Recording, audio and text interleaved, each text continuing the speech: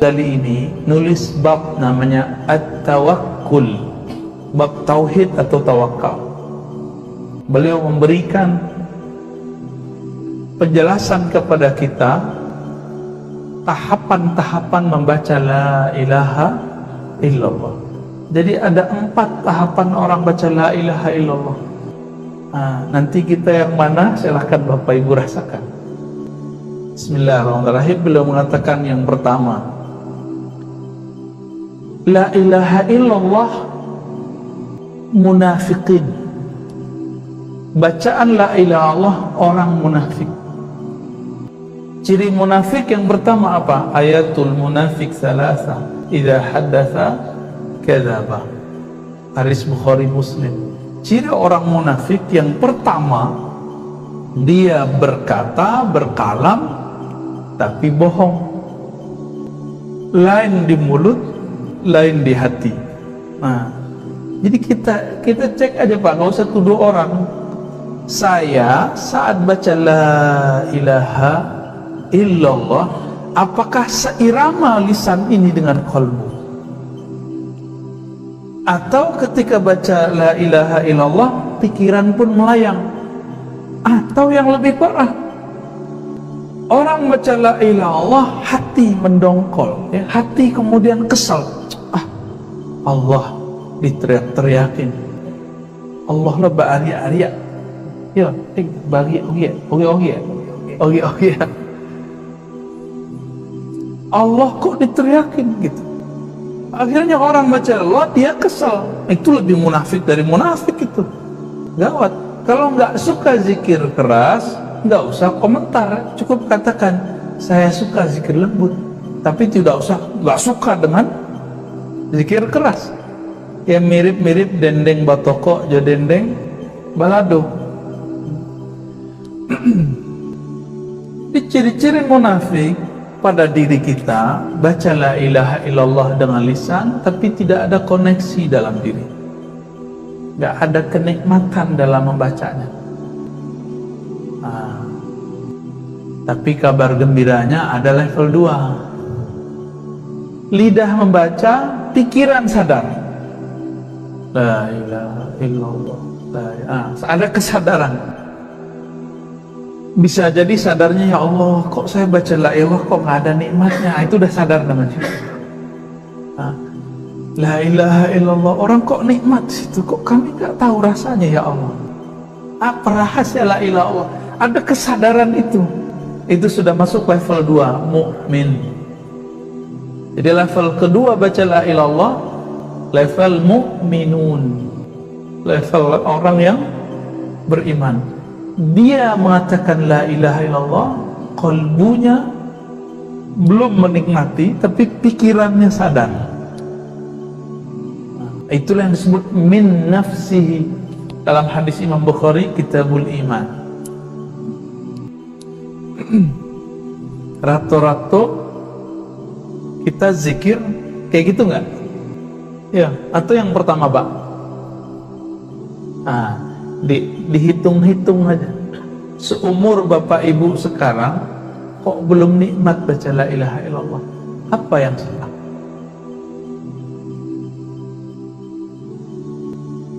Kalau diajak oleh seseorang makan apa yang lama di Lintau ya?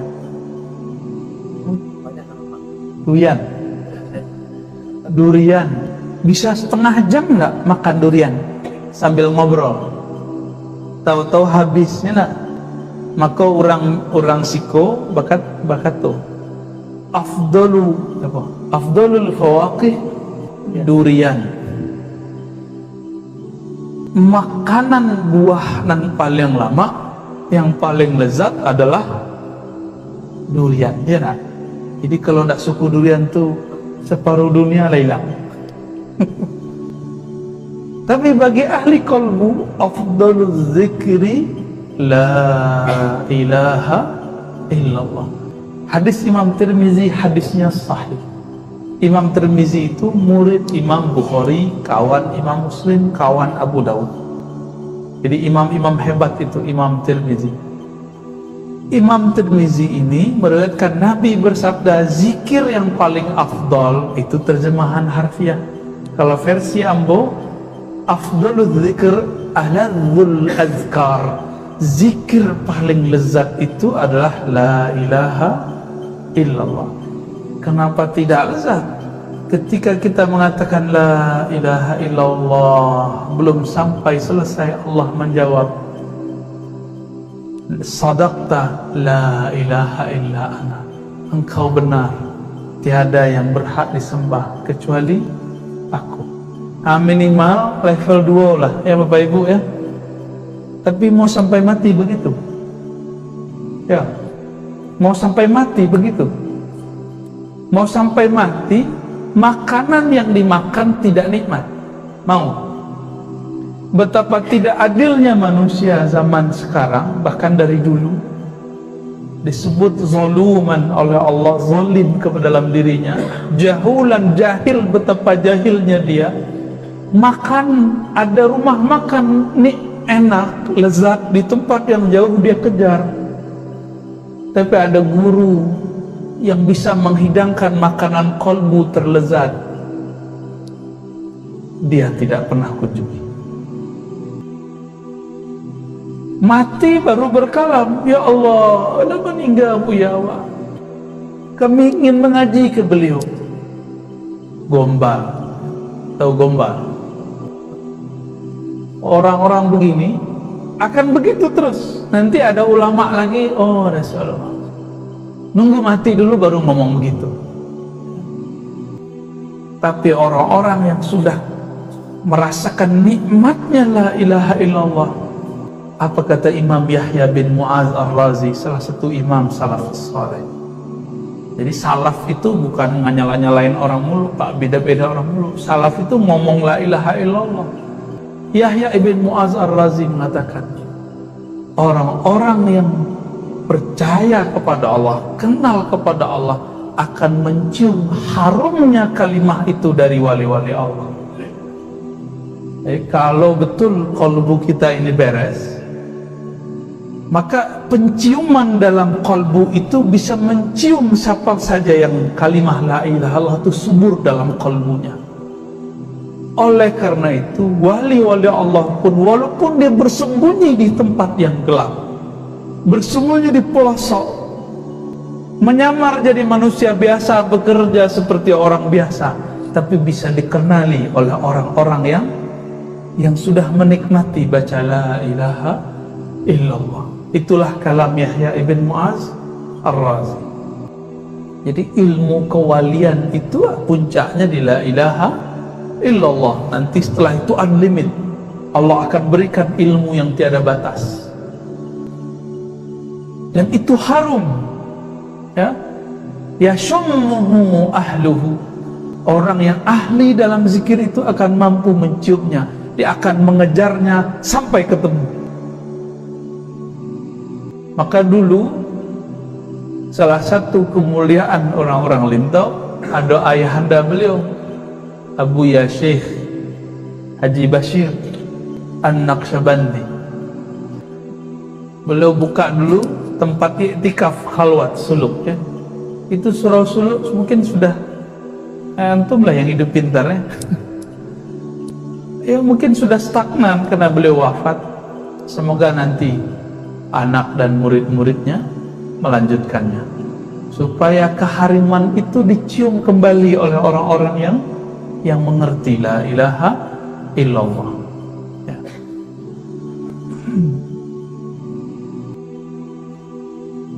Kalau kalimah itu harum, kalimah itu nikmat, dikejar oleh penikmat kalimah, kira-kira seandainya kita itu mengenal rahasia kalimah la ilaha illallah itu, mungkin gak Bapak Ibu sekarang masih berzikir lain di lidah lain di hati? Mungkin gak? Bapak Ibu, kalau kita sakit demam, makanan yang nikmat jadi nikmat gak? Kita sakit nih, demam, makanan paling nikmat misalnya apa tadi, durian. Mencium bau durian itu mau muntah atau malah mau makan, lagi demam, mau muntah. Maka orang-orang yang di kolbunya ada penyakit, fi qulubihim maradun, di dalam kolbunya ada penyakit, ketika mencium harumnya la ilaha illallah, dia kabur dan mengatakan sok suci. Ahlul bid'ah, jahil, syukur-syukur nggak finnar kan, masuk neraka. Ya, zindiq, waduh, masya Allah. Dulu ada Imam Muhammad Bahauddin Shah Naqsyaband. Kami pernah berziarah ke Uzbekistan, kota Bukhara, kotanya Imam Bukhari. Kami berziarah ke Imam Bukhari di kota Samarkand. Beliau Bukhara tapi wafatnya di Samarkand. Sedangkan Imam Muhammad Bahauddin Shah Naqsyaband, beliau ini di kota Bukhara. Dan berziarah. Di saat berziarah itu kami membaca satu kisah beliau, ditulis oleh Syekh Muhammad Amin Al-Qurdi. Ya, antum pernah ziarah ya Syekh Muhammad Amin Al-Qurdi di Mesir? Tanwirul Qulub? Belum pernah ya? Ibn Athaillah. Jauh-jauh ke Mesir nggak ziarah ke Muhammad Amin Al-Qurdi? Ketemu Fath Hijazi, Syekhul Lughawi ya.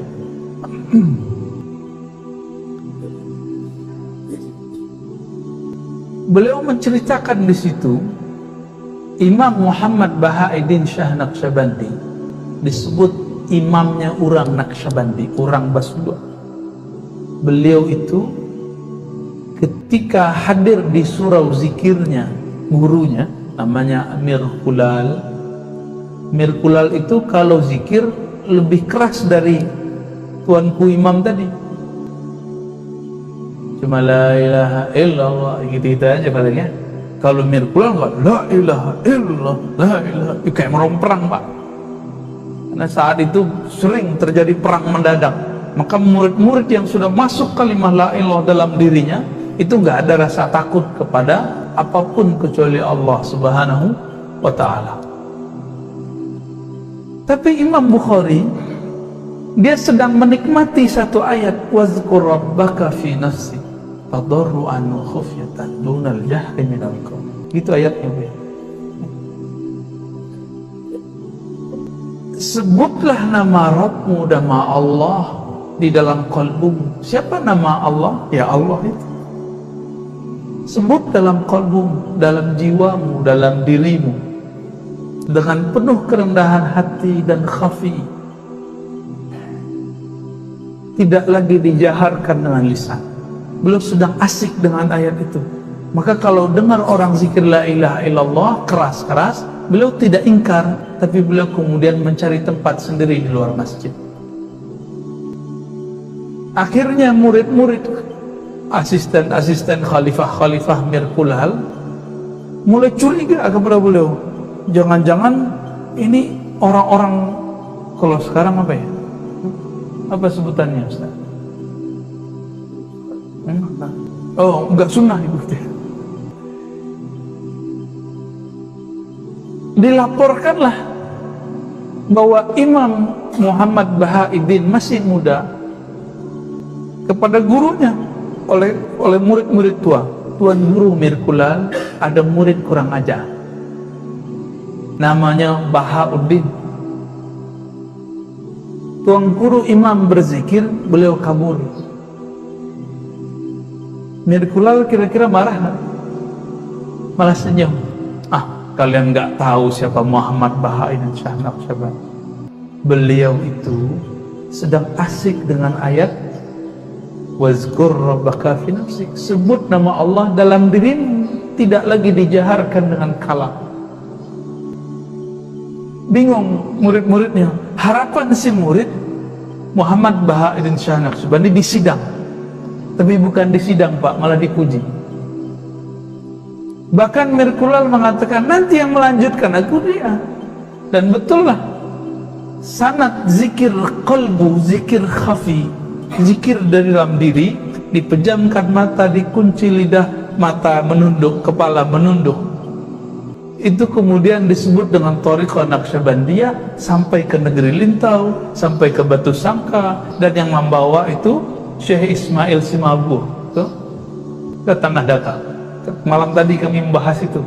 Dan Syekh Abdurrahman Kumango, bedanya orang kok zikir keras sama zikir lembut. Di Jauh Syekh Muhammad Jamil Jauh, kemudian Syekh Zakaria Labai Sati, masih banyak di sekitar Lintau ini. Kalau kita cek dulu banyak surah-surah itu dibawa dari sana tuh dulu ya. Berkembang sampai ke India, sampai kemana, sampai ke Mekah, Jabal Abi Qubais, dan berkembang sampai ke negeri kita. Zikirnya lembut. Makanya orang suluk itu kalau zikir bukan zikir ba'da sholat itu yang mereka amalkan, itu zikir harian seperti di sini. Zikir mereka, kepala ditutup, mata dipejam, lidah dikunci, kolbulah yang menyebut, tasbih berjalan. Ya. Adapun zikir ba'da sholat la ilaha illallah itu zikir harian, bukan zikir Naqsyabandi. Ya. Oleh karena itu Bapak Ibu yang bukan Allah, kami berharap semoga ke depan tambah pede dalam berzikir, gak usah mikir lagi ya. Maqam ketiga, orang yang baca la ilaha illallah maqamnya sudah mukhlisin. Istilahnya dari hadis, tapi Imam Ghazali menyebut dengan istilah lain, mukhlisin yang sudah mulai melepas siapapun tempat dia bergantung kecuali Allah.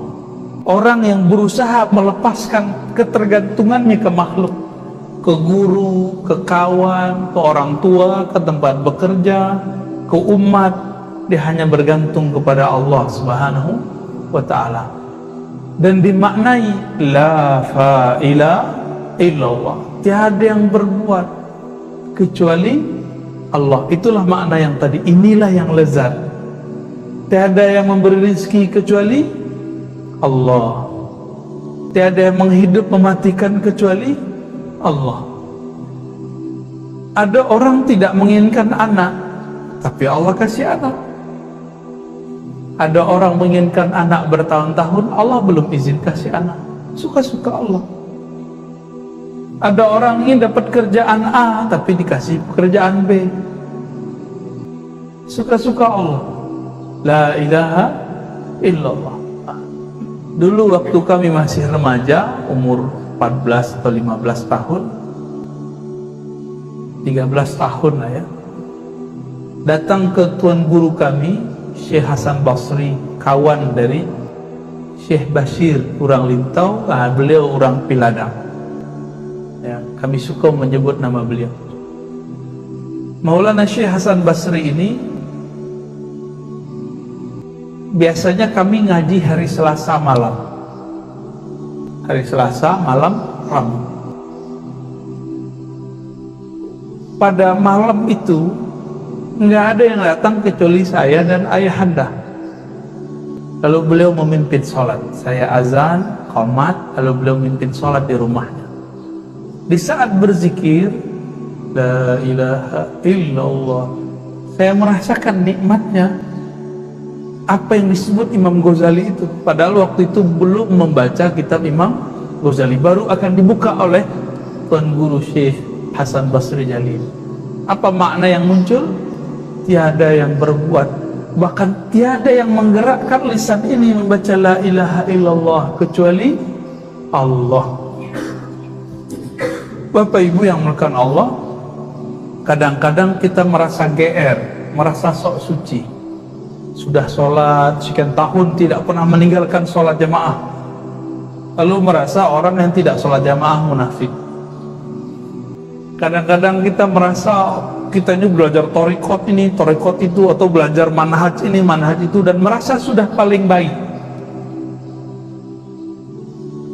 Ternyata merasa paling baik itu adalah syirik yang tersembunyi. Saat kita kemudian dipuji orang merasa senang, di saat itu kita sudah memakai salah satu pakaian Allah. Pakaian Allah itu adalah al-kibriya dan al-hamd. maka Allah memukul rata, memangkas. Apa kata Allah? Alhamdulillahi Rabbil. Pujian itu hanya milikku. Jadi kalau ada orang muji, oh Tuhan rajin sekali sholat, oh ibu solehah sekali, oh Tuhan alim sekali, itu pujian, pulangkan kepada Allah. Dipulangkan kepada Allah, jangan pandang kita yang dipuji. Kapan boleh kita menerima pujian? Kalau pujian itu dikembalikan kepada Allah SWT. Maka ketika membaca la ilaha illallah boleh memaknai itu. Tiada yang berhak dipuji, tiada yang alim, tiada yang memberikan kesolehan ini kecuali Allah. Satu kali ada seorang murid mengadu kepada Imam Ibn Athaillah Sekandari. Apa yang dia adukan? Wahai Tuan Guru, Ibn Athaillah pengarang hikam, aku zikir tapi kok nggak nikmat. Tapi dia sadar, kok nggak nikmat ya Allah. Akhirnya Ibn Athaillah mengatakan, wahai muridku, la tatruki dzikra li adami hudurika. Jangan engkau tinggalkan zikir meskipun zikirnya belum nikmat. Apa sebab? Tiadalah orang berzikir kecuali Allah sedang meminjam lisannya dan memberikan karamah kepadanya. Ketika semua lisan bergunjing, semua lisan merendahkan, semua lisan membicarakan selain Allah, lisan kamu membaca kalimah yang beratnya lebih berat dari langit dan bumi. Syukurnya alhamdulillah Bapak Ibu, kita tidak melihat rahasia la ilaha illallah. Kalau Bapak Ibu dikasih lihat baca la ilaha illallah, itu nggak kuat Pak, bisa pingsan-pingsan, bisa mati mendadak. Maka disebut dulu banyak orang fana ketika baca la ilaha illallah, karam dalam kalimat. Banyak dari dulu, banyak yang meninggal gila baca la ilaha illallah. Kawan kami, sahabat kami, secara umur senior tapi secara ngaji dulu barengan, kita ngaji kemana-mana ya. Dulu nama beliau yang dari Koto Panjang ya, Buya siapa dulu? Malin Putih, Mursyid Tarikat Naqsyabandiyah, Mursyid Tuan Syekh Muda ya. Kami pernah datang sekali ke suraunya, diundang ceramah. Beliau itu ingin menunjukkan kepada murid, begini loh cara baca la ilaha illallah. Keasikan. Saat asyik itu, rohnya lebih suka bersama yang punya nama Allah daripada tubuh yang membaca. Maka berpisahlah nyawa dengan badan. Saat beliau baca la ilaha illallah, Allah panggil dengan terhormat. Betapa indahnya meninggal saat seperti itu ya. Orang begitu masih dianggap sesat Bapak Ibu. Videonya banyak ya waktu itu ya, kami terharulah. Ya Rabb, inilah permintaan beliau. Ternyata beliau ini dan kawan-kawan setiap satu bulan itu ada 2 kali buat khataman la ilaha illallah 70.000. Pindah-pindah surau masjid, dan zikirnya versi Mirkulal, bukan versi Bahauddin Shah Naqsyabandi. Zikir ikhlas, la ilaha illallah, dan yang hadir lebih banyak dari ini Bapak Ibu. Zikir semalam dibagi-bagi, kira-kira nih 1 orang 1.000. Kalau 70 orang sudah 70.000. Maka mereka zikir malam itu masing-masing 10.000. Jadinya 70.000. Karena beliau hobi dengan kalimah. Karena itulah zikir paling lezat. Beliau minta, ya Allah matikan kami dengan la ilaha illallah. Itu kan ada dalam ratib Pak, ada salat ya, ratib la ilaha illallah. La ilaha illallah ulqi biha rabbi, gitu ya, alqa biha rabbi. La ilaha illallah unsi biha qabli. Banyak itu ya, ratib tahlil. La ilaha illallah, dengan inilah aku menghadap Allah. terjadi, Pak. Mau enggak wafat meninggal dengan la ilaha illallah? Mau? Maka baca itu pagi, sore, siang, malam. Sebab seseorang akan meninggal, mati, berpisah dengan badannya dengan kebiasaan yang dia punya. Akhirnya tua-tua waktu punya Facebook, tua muda nonton YouTube. Kalau dulu di zaman kami masih remaja lah, ngaji je orang tua-tua, itu dipesani, jangan saingi guru godang. Guru godang tuh TV. Ini gurunya ketek, namanya YouTube, handphone. Sama tuh, di mana orang nonton handphone. Mau tidur, ketiduran nonton handphone. Syukur-syukur yang ditonton tentang la ilaha illallah. Kalau enggak, tahu-tahu pindah alam, Pak. Dijemput dalam tidurnya oleh malaikat maut. Bangun-bangun cari handphone, tahu-tahu masuk ke dalam alam barzakh. Kira-kira bangun-bangun. Jadi orang meninggal tuh nggak sadar kalau dia mati. Dicari-carilah handphone, dicari-carilah orang rumah samping kiri kanan. Kiranya alam lah berubah. Datanglah seseorang bertanya, "Hei, man rabbuk? Siapa Tuhanmu?" Baru kaget, barunya sadar, berteriaklah saat itu. Teriakan itu didengar oleh semua makhluk illa tsaqalain. Hadis Bukhari Muslim. Teriakan itu didengar oleh semua makhluk. Ayam, anjing, pohon, cicak, rumput, air, semua mendengar teriakan itu kecuali dua makhluk yang sombong, manusia dan jin. Tak dengar. Jadi pertanyaan pertama dalam kubur bukan Bapak itu setiap tahun ya haji, enggak, setiap tahun umroh, enggak ditanya. Berapa kali khatam? Enggak. Haji silakan, umroh bagus, khataman bagus. Tapi nanti bukan itu pembukaan pertanyaan. Itu nanti kawan di kubur. Jadi kalau Bapak punya khataman, sholat, zikir, itu kawan di kubur. Tapi pertanyaan pertamanya bukan itu. Pertanyaan pertamanya pertanyaan keilmuan kolbu, ilmuwan rohani. Man rabbuk? Siapa yang engkau sembah? Siapa yang engkau yakini memberimu rezeki? Suami, istri, anak yang sudah sukses, tempat bekerja, negara, sawah.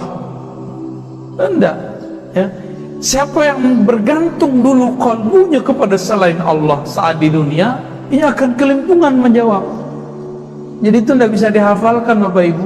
Ini nggak udah usah kursus bahasa Arab untuk menjawab malaikat tuh. Itu sudah bahasa ruhani. Sudah bahasa ruhani. Rohanilah yang menjawab. Karena malaikat itu makhluk rohani, maka yang menjawab rohani. Tubuh sudah mati. Kira-kira bisa menjawab, Pak? Hah? Carilah guru mengaji kolbu. Oh, kecil orang zindik bid'ah, pada lupakan saja itu. Darhum fi qaudihim yal'abun. Biarkan mereka bermain-main dengan kalimat-kalimat bid'ah itu. Bermain-main dengan kalimat menzindik-zindikkan. Oh, biarin, kita nggak usah ada urusan dengan mereka. Kita nggak ada hajat untuk menolak mereka. Kita punya hajat untuk memantapkan kalimat itu di dalam diri kita. Maka Nabi SAW berkata dalam hadis Imam Ahmad, uzkurullah, berzikirlah kepada Allah, hatta yaqulul munafiqun mura'un, sampai orang munafik menilaimu riya.